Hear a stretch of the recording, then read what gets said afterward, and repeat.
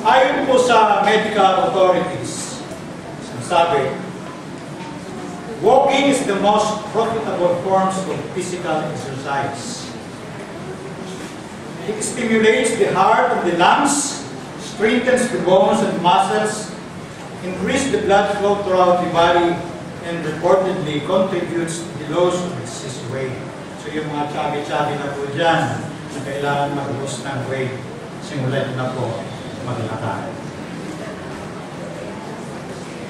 Because of its multiple values, we are encouraged to participate more frequently in the exercise of walking. Alam po natin, nasa television ay mga program na ini-encourage tayo na mag-exercise through walking. Bakit po? Ang paglalakad po ay nagdudulot ng kabutihan sa buhay. Walking makes the good life better. Alam niyo po ba kung ilang steps ang nagagawa natin sa loob ng isang araw? Pero po ba kayo idea? Ayon po sa pag-aaral, 7,000 to 8,000 steps a day.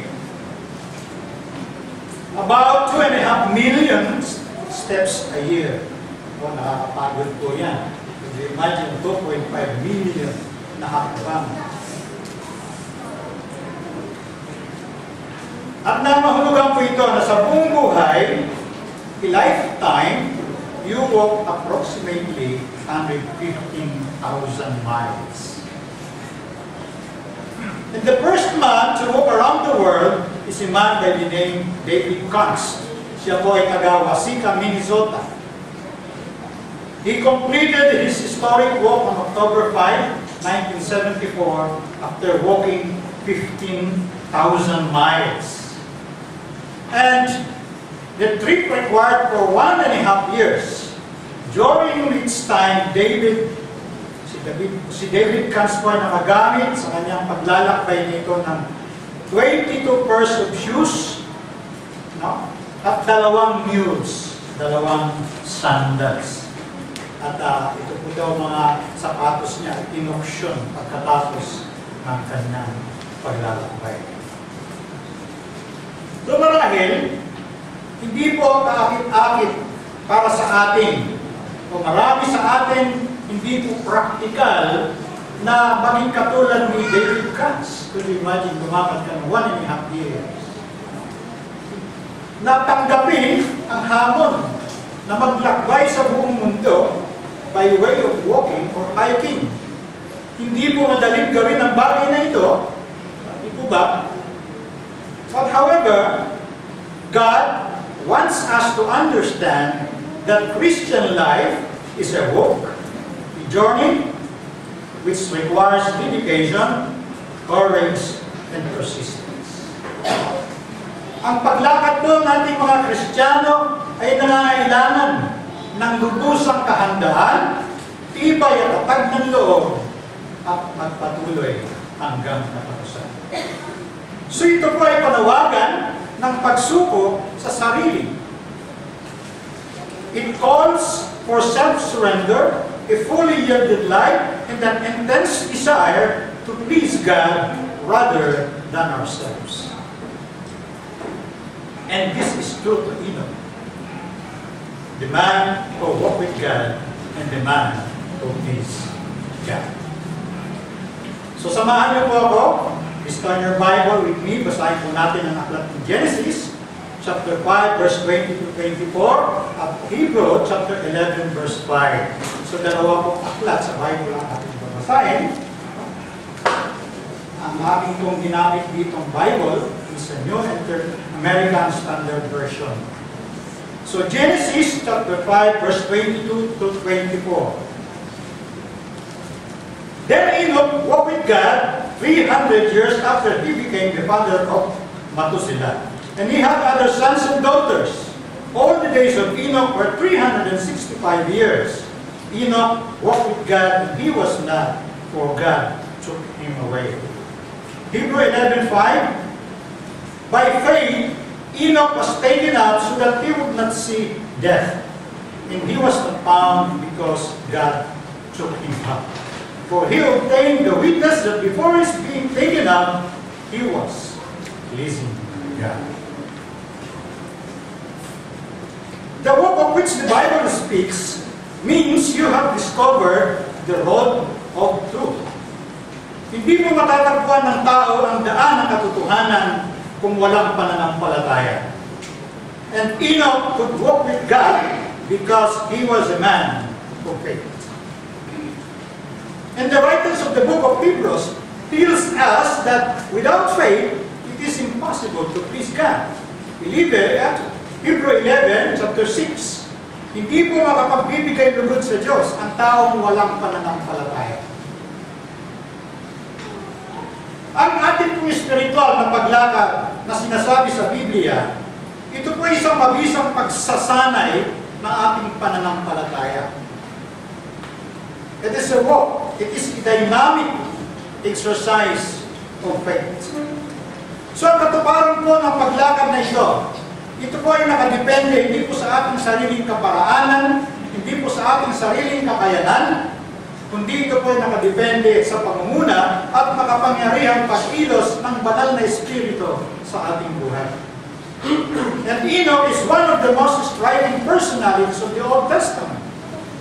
Isa siya sa dalawang lalaking sinasabi na lumakad sa Diyos. Isa siya sa mga lalaki na nabuhay dito sa mundo at pumunta sa langit. Enoch went to heaven without passing through the portals of death. Na kung saan sinasabi po ng banal na kasulatan na ang Diyos ay nalugod sa kanya. At ito pong nakamamanghang katangian at tagumpay ni Enoch ay nakatala po ito sa aklat ng Genesis chapter 5:24. Kasi ang ating binasang passage kanina na sinasabing si Enoch ay lumakad sa Panginoon Diyos. And the man who walked with God did not die. Taglay po ni Enoch ang kakaiba at di pangkaraniwang katangian ayon po sa sinasabi ng Biblia. Hindi po siya namatay sapagkat kinuha siya ng Diyos. God took him away. Hindi po pinahayag ng Biblia ang maraming bagay tungkol sa buhay ni Enoch.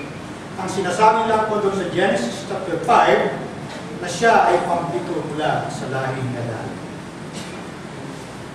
Si Enoch po ay special. Tangi-tangi po siya sapagkat siya ay lumakad ng buong katapatan sa Diyos. Enoch is faithful to God. Enoch is obedient to God.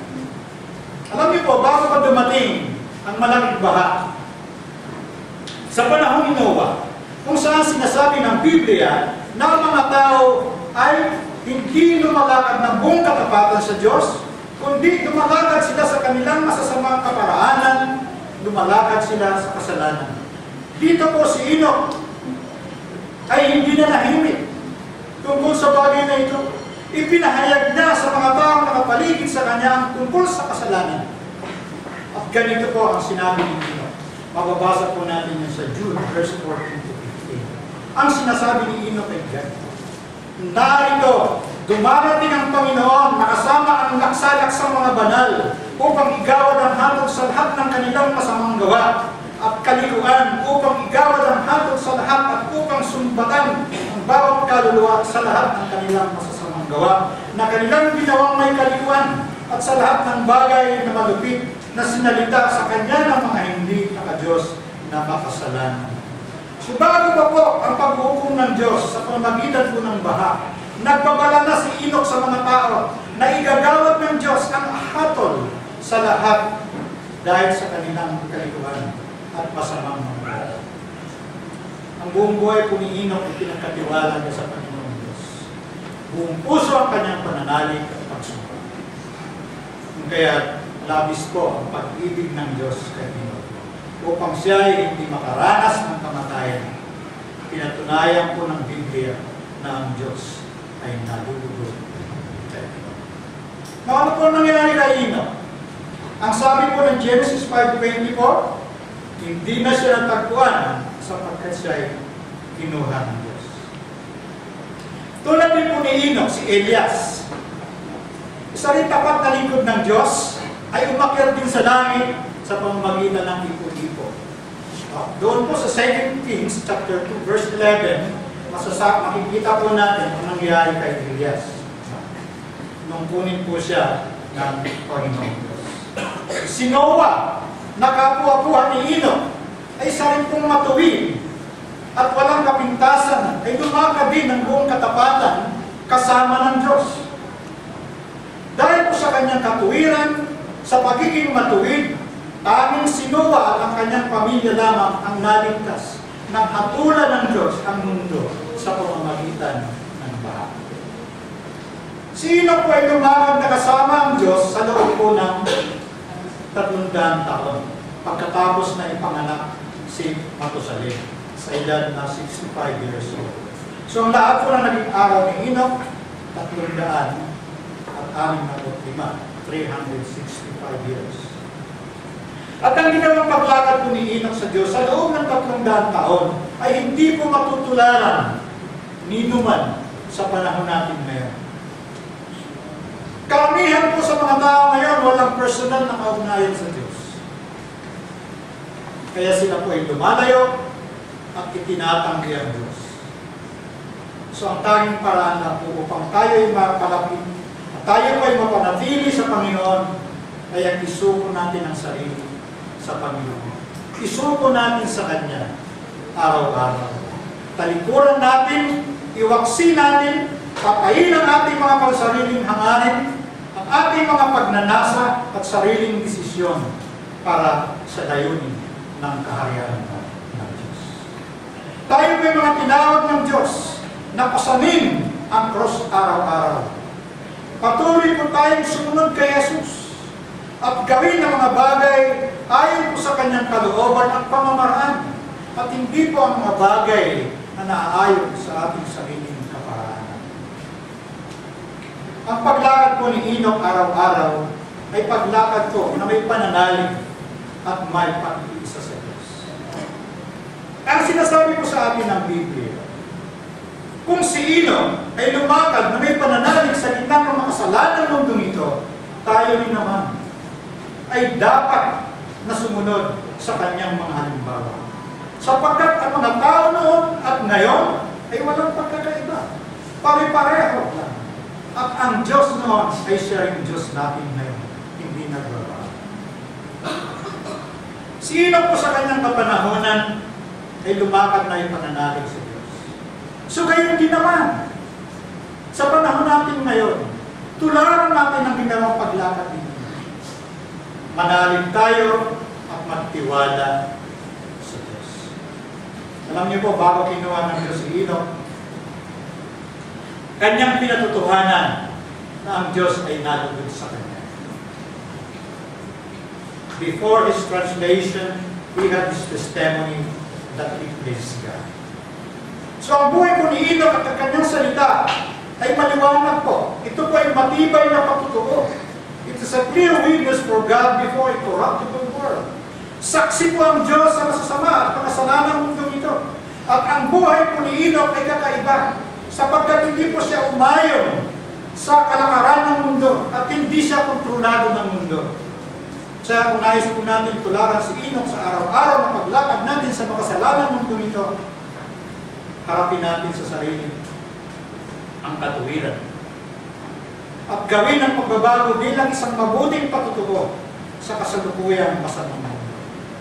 Ang hangarin po ng Diyos sa kanyang mga anak, sa kanyang mga mananampalataya, ay lumakad ng matuwid. Walang sala at walang dumi sa gitna ng isang makasalanang mundo ito. Upang tayo ay magsilbing halimbawa, magsilbing liwanag at ilaw sa madilim na sanlibutan. Walking with God is spiritual. It involves spiritual mindset. Sabi ko ng Colossians chapter 3 verse 2, set your mind on things above, not on things on earth. Sinasabi ko ni Apostol Pablo na ang mga bagay na nasa mundo ay pansamantala lang. Sabihin, maglalaho ito, ngunit ang mga bagay na nasa langit ay magpasawalang hanggan. Kaya huwag ninyong ibigin ang sanlibutan, ni ang mga bagay na nasa sanlibutan, ang pag-ibig ng Ama ay wala sa sino mang umibig sa sanglibutan, sapagkat ang lahat ng nasa sanglibutan ay hindi mula sa Ama, kundi sa sanglibutan. 1 John chapter 2, verse 15 to 16. Sa buhay ko, Kristiyano, Ang isip daw ay parang Pinoy. Alam ko ba yung Pinoy? Rudder. Ship, meron rudder yan. Pinoy. Ang katawan daw, or the spirit, controls, at ang isip naman, ang tumitiyak ng direksyon kung saan patungo ang buhay. Tulad po ito sa dalawang magkakaibigan na naglalakad. Hindi maaaring sabihin na sila'y magkasabay kung lumalakad silang dalawa sa magkaibang direksyon. Hindi po ba? Posible nga naman yun. Kailangan merong usapan, merong kasunduan. Ang sabi ko ng Amos chapter 3 verse 3, makakalakad baga ang dalawa na magkasama, liban na sila'y magkasundo. Though two walk together, unless they have agreed to do so. So hindi mo makakalakad ang dalawa na magkasama, malibang sila'y mayroong ginawang tipanan o usapan. Nandino, walk hand in hand in constant communion with God. Patuloy po na lumakad si Enoch na may katapatan at pagsunod sa Diyos. Ngunit hindi po pinipilit ng Diyos ang bawat sino man na lumakad sa kanya. Magagawa lamang ng tao ang bagay na ito sa biyaya ko ng Diyos. So anong sinasabi ng Biblia tungkol sa bagay nito? Ang paglakad ko sa Kanya ay nangangahulugan ng paglayo sa pamamaraan ng mundo, pagsuko sa ating mga sariling kaparaanan at sumunod sa kaparaanan ng Diyos. Now, let me emphasize three things concerning our topic, walking with God. Tatlong bagay. Una, anong kahalagahan ng paglakad natin sa Panginoon? Pangalawa, anong layunin at kabutihan? Ano ang pamamaraan ng paglakad natin sa Panginoon? At pangatlo, ano ang layunin at kabutihan dulot ng paglakad natin sa Panginoon? Nauna, the implication of walking with God. Walking with God implies that the prevailing power of the enmity of the person's heart is taken away by the Holy Spirit. Nawawala po ang puot at galit sa ating puso. Alam niyo po, may mga tao madaling magalit. Mga po kayo, madaling magalit. Pero meron po mga tao talaga na madaling magalit, mag-init ang ulo, na kahit sa konting bagay lang. So, madalas po nangyayari ito doon sa mga nagmamaneho. Ako yung nagmamaneho, pero minsan po naiinit ang ulo pagka ako'y kinakat ang namin nasa likuran ko. So, mayroon pong pangyayari dito na sa init ng ulo, napapaaway, at minsan nauuwi sa pagpatay. Yung mga balita po tungkol dito, may nakulong na, nakulong na siya, ngayon nakalabas na nga yan. Dahil alam nyo, kung sino ito. So, ganyan. Madaling umiinit ang ulo ng tao, kahit sa kunting bagay lang, napapaaway, minsan, nakakapatay dahil sa init ng ulo. Ngunit ang isang tao kung lumalakad at may kaugnayan sa Panginoon, ay inaalis ang kapangyarihan ng galit at puot mula sa puso. Sapagkat inaalis ito ng banal na espiritu. The carnal mind is enmity, not only an enmity, but enmity itself against God. Ano po ang point dito? Kung marumi po ang kaisipan ng isang tao, nananatili sa kanyang puso ang kapangyarihan at galit at puot. Di po ba? Sa kanyang sarili mismo, nananaig maging ang pagkapuot laban sa Diyos. Subalit sa ating paglakad sa Panginoong Diyos, Sinisira nito ang kapangyarihan ng galit at puot na nanatili sa ating puso. Walking with God requires the destructions of the power of this heart in making. So ang kapangyarihan mo ng galit at puot mula sa puso ay inaalis sa ating paglakad sa Panginoon Diyos. Ang paglakad po sa Diyos ay pagpapanumbalik sa Diyos.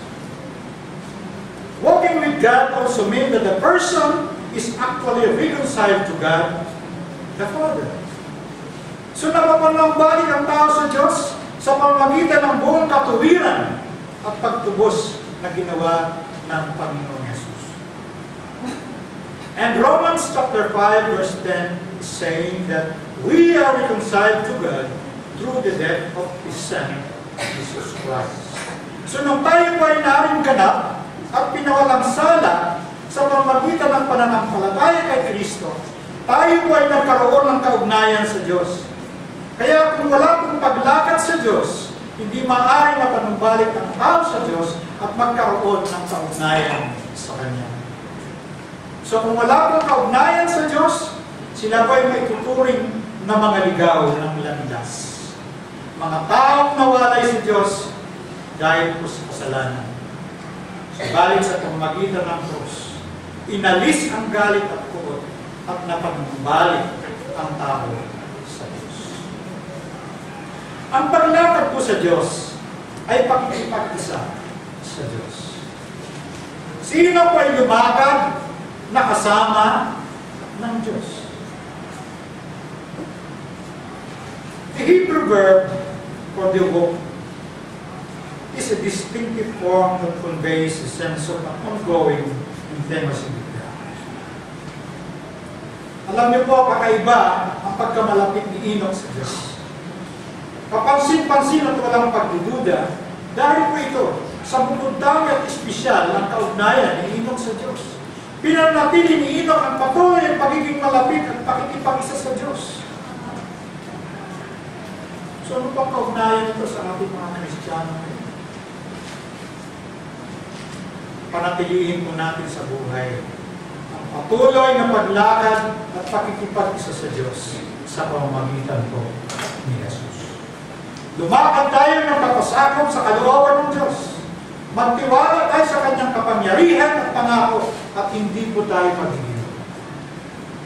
At ang sino man pong lumalakad sa Diyos at nakikipag-isa sa Kanya, tayo po ay nakikipag-isa sa Kanya. Kusa po natin ihahandog ang sarili, ang ating sarili, para sa kaluwalhatian ng Diyos. Kaya ang mga tunay po ng mga mananampalataya ni Jesus ay nagpapasakop sa Kanya. Ang paglakad po sa Diyos ay pagpapatuloy sa buhay Kristiyano. The first idea of the word walking seems to suppose progressive motion. Ang tao pong lumalakad, kahit na mabagal, ay nagpapatuloy. Lumalakad itong may katatagan. Lumalakad ito at lumalag ito sa biyaya at pagkakilala sa Panginoon. Now, pangalawang point. Ang mga pangmaraan upang manatili tayo sa paglakad sa Panginoon. Unang pamamaraan, Bible reading. Magbasa tayo ng banal na salita. Ito po ang means of the maintenance of walking with God. Bible reading. Napapanatili po ng mananampalataya paglakad sa Diyos sa pamamagitan po ng pagbabasa at pagpupulay-pulay ng Kanyang banal na salita. Saliksipin ninyo ang kasulatan sapagkat iyon ang nagpapatuturo tungkol sa akin. John chapter 5 verse 39. Ang lahat po ng mga kasulatan ay pinasiya ng Diyos at kapapakinabangan sa pagtuturo, sa pagsaway, sa pagtutuwid at sa pagsasanay sa katuwiran. 2 Timothy chapter 3 verse 16 to 17. Gayon din, kailangan natin ang pananalangin. Mapaintim na pananalangin. Huwag po tayo makakalimot na manalangin upang hindi po panghina ang ating buhay espiritual. Napakahalaga ang pananalangin. Maging handa po tayo. Manalangin tayo upang hindi madaig tayo ng tukso. So kung nais po natin mapanatili ang paglakad at palapit sa Diyos, huwag po natin kalilimutan ang manalangin. Ang mataimtim mong pananalangin ay naririnig at nakakarating sa luglugan ng kahabagan ng Diyos. Ang tiwala po tayo sa Diyos na papapakinggan niya at tutugunin niya ang ating mga panalangin. Kaya po ugaliin natin sa sarili ang manalangin ng may pananampalataya. At upang manatili tayo malapit sa Diyos, ugaliin natin sa buhay ang magnilay-nilay ng banal na salita ng Diyos. Holy and frequent meditation is another blessed means of keeping up the believer's walk with God. Sabi po dito ni Martin Luther, prayer, reading, and meditation make a minister. So ang mga tapat po na lingkod ng Diyos ay nagpapatuloy sa pananalangin, nagbabasa at nagninilay-nilay ng salita ng Diyos. So ang mga pamamangako na tulad nito ay mahalaga at dapat po natin gawin, dapat po natin sundin. Tulad po ni Haring David. Sa Psalms 55 verse 17, si Haring David sinasabi na madalas sa manalangin. Araw-araw kong manalangin si Haring David, umaga, tanghali at gabi. Araw at gabi si David ay nagbubulay-bulay sapagkat nasa kautusan ng Panginoon ang kanyang kagalakan. Psalms chapter 1 verse 2. In another means, o pamamaraan ng paglakad sa Panginoon ay ang pagpapahalaga ng mga bagay na itinadhana ng Diyos. Considerations of God's providential deeds. So kung pinagniwalaan natin ang Biblia bilang banal na kasulatan ng Diyos, dapat po natin paniwalaan at huwag po natin pagdudahan ng katotohanan ng kanyang banal na salita. Tulad halimbawa ng sinasabi po sa aklat ng Mateo, Kabanatang 10, talatang 29 hanggang 30, na sinasabi na ang buhok sa ating ulo ay bilang na lahat. Sinabi ng Biblia yan. Wala po sa ating mga kabilang ng buhok ng tao. So, huwag po natin pagdudahan ang mga katotohanan na sinasabi ng salita ng Diyos. Sinabi rin po doon na ang dalawang maya, isa man sa kanila ay hindi mahuhulog sa lupa na hindi alam ng Diyos. And so therefore, if believers would keep up their walk with God, they must hear what the Lord has to say concerning them in the voice of His providence. So paglakad po sa Panginoon ay hindi po ano-ano ang dinidikta ng isipan at hindi rin ang kalooban ng ating puso, kundi pakinggan natin ang sinasabi ng Panginoon batay sa mga katotohanan ng kanyang mga salita. Pahalagahan din po natin ang pagkilos ng banal na Espiritu sa buhay. In order to walk closely with God, His children must watch the workings of His Spirit in their hearts. Na paano po kikilos ang banal na Espiritu? Upang gabayan tayo sa ating paglakad, upang mapalapit sa Panginoon. Tiyakin po natin sa sarili na ang Espiritu kumikilos po sa ating buhay. Tiyakin po natin na yan ay ang banal na Espiritu ng Diyos. Isuko natin ang sarili upang pangunahan at gabayan tayo ng banal na Espiritu tulad ng paggabay ng magulang sa kanyang pamilya. Ang maliit na bata po ay ginagabayan ng magulang sapagkat wala pa silang kakayanan sa nanay. And it is every Christian duty to be guided by the Holy Spirit. Tungkulin po ng bawat Kristiyano na pangunahan at nakain siya ng banal na Espiritu at sumunod batay sa mga katotohanan ng salita ng Diyos. Maging tapat po tayo sa ating paglakad sa Panginoon. Sundin natin ang kanyang mga tuntunin at utos. Isang halimbawa po dito, mula sa aklat ng Lucas, Kabanata 1, talata 6, na sinasabing si Zacarias, Elizabeth, ay lumakad na matuwid sa harapan ng Diyos at nabuhay na walang kapintasan ayon po sa lahat ng mga utos at alintuntunin ng Diyos. So ang lahat po ng Kristiyano ay dapat po napagtuunan ng pansin ang mga alituntunin at utos ng Diyos bilang pangunahing pribilehyo, bilang pangunahing karapatan. At isang kagalakan po ng isang Kristiyano ang lumapit sa presensya ng Diyos. Yakapin ang lahat ng oportunidad upang ipahayag at ipakita sa buhay ang kabangayan ng Panginoong Kristo hanggang sa kanyang pagbabalik. Kailangan makita sa buhay natin si Kristo at maging sa ating mga gawa bilang isang matuwid at banal sa harapan ng Diyos. Isa pong paraan ng paglakad sa Diyos ay ang pakikipag-isa sa kapulungan ng mga mananampalataya na lumalakad din sa Diyos. Association, fellowship with God living. Wala pong pagdududa na ang mga naunang Kristiyano dito po sa Biblia, sila po ay natiling matatag dahil po sa kanilang patuloy at mabuting pakikitungo sa kapwa. So kung babalikan po natin ang kasaysayan ng Iglesia, at i-compare natin sa panahon natin ngayon, makikita natin na ang kapangyarihan ng Diyos ay nandun pa rin, nananaig pa rin. Kung kaya kapansin-pansin po ang mabuting pagsasamahan ng mga Kristiyano magpahanggang ngayon.